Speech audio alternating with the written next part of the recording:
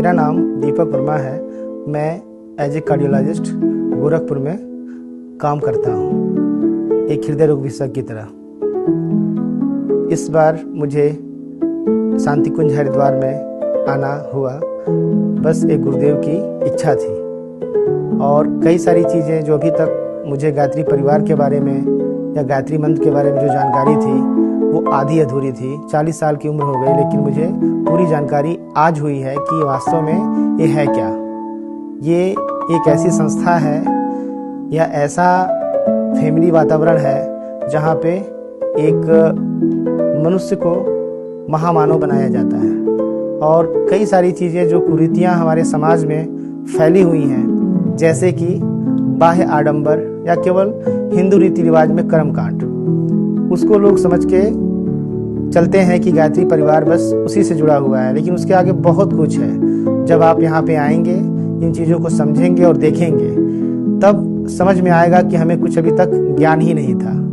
और यहाँ पे आने के बाद श्रद्धेय चिन्मय भैया से भी हमारी मुलाकात हुई, उनका आशीर्वाद हमें प्राप्त हुआ, हमें बहुत अच्छा लगा। उनके आसपास इतना तेज है कि जब आदमी वहाँ पे जाता है तो खुद ब खुद महसूस होता है कि हमारे आसपास कोई एक बहुत ही पुण्य आत्मा है जो हमें बहुत सारी एनर्जी ट्रांसफर कर रही है और हमारे काम को निर्धारित कर रही है। और कहीं कोई संगीत सीख रहा है, कहीं कोई लेखनी सीख रहा है, कहीं कोई खाना बनाने में किसी की मदद कर रहा है, कोई खाना खुद खा रहा है फिर खाना खिला रहा है। और जो भी काम जो स्वावलंबन का है, जैसे खुद अपने सारे काम आने चाहिए, आपको किसी पे निर्भर नहीं रहना है। जब आप आत्मनिर्भर बन जाएंगे तो आपको किसी भी तरीके की जो शारीरिक चाहे सामाजिक जो भी जरूरतें हैं वो अपने आप खुद पूरा कर पाएंगे। जब आप स्वतंत्र होंगे तो एक अच्छा निर्णय लेंगे, और जब अच्छा निर्णय लेंगे तो हमेशा आपकी फैमिली को, आपके घर को और आपके राष्ट्र को वो आगे बढ़ाने में हमेशा मदद करेगा। मैं चाहूँगा कि चिकित्सा जगत में सारे डॉक्टर्स हमेशा लोगों की जान बचाने का काम करते हैं, और कहा जाता है कि भगवान का दूसरा रूप डॉक्टर ही है। बिल्कुल सत्य बात है, लेकिन दूसरा रूप है तो केवल जान बचाने के अलावा समाज को सही राह दिखाना एक मानव के नाते बहुत जरूरी है। तो ये जो चीज़ें हैं, जैसे कि गायत्री मंत्र का जप करना या लोगों में इसका प्रचार प्रसार करना, ये हमारी भूमिका इसलिए होती है क्योंकि हर व्यक्ति जब दुखी होता है तो डॉक्टर के पास जाता है, डॉक्टर उसका उपचार करता है। तो कोई भी व्यक्ति, कैसा भी व्यक्ति हो, लेकिन डॉक्टर की बात बहुत गहनता से सुनता है, सारी परेशानी को भूलकर वो डॉक्टर जो निर्देश देता है उसको करता है। तो उसमें एक बात जरूर जोड़ें कि वो गायत्री मंत्र का जाप जरूर करें, क्योंकि इसकी महानता बहुत है। और जब आप खुद जुड़ेंगे इससे तो लोगों को अच्छा समझा पाएंगे।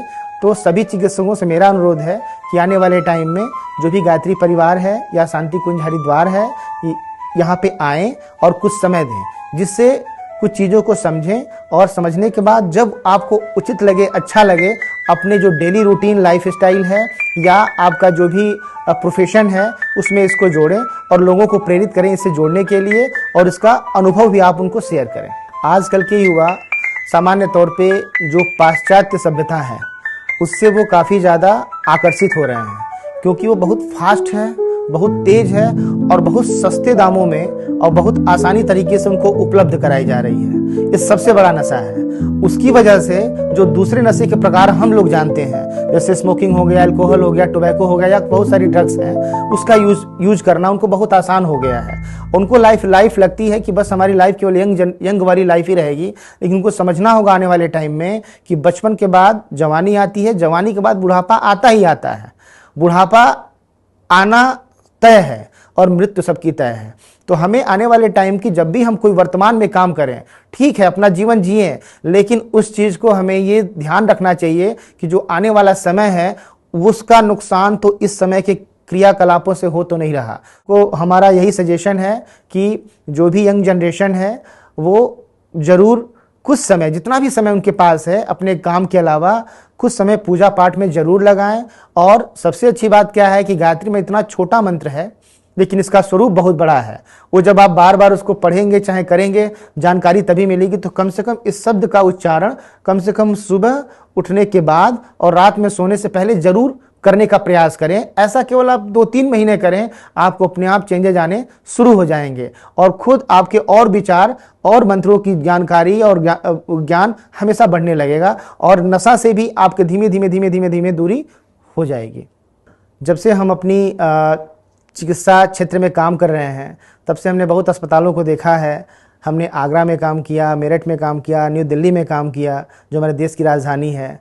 अलग अलग जगहों पे अलग अलग तरीके से उपचार किया जाता है, बीमारी के माध्यम से चाहे दवाओं के माध्यम से। लेकिन कई जगह मैंने देखे हैं, चाहे अनुभव किया है कि हर जगह कई ऑपरेशन थिएटर में, कई जगह ओपीडीज़ में छोटे छोटे कम आवाज़ में गायत्री मंत्र का उच्चारण लगातार बजता रहता है।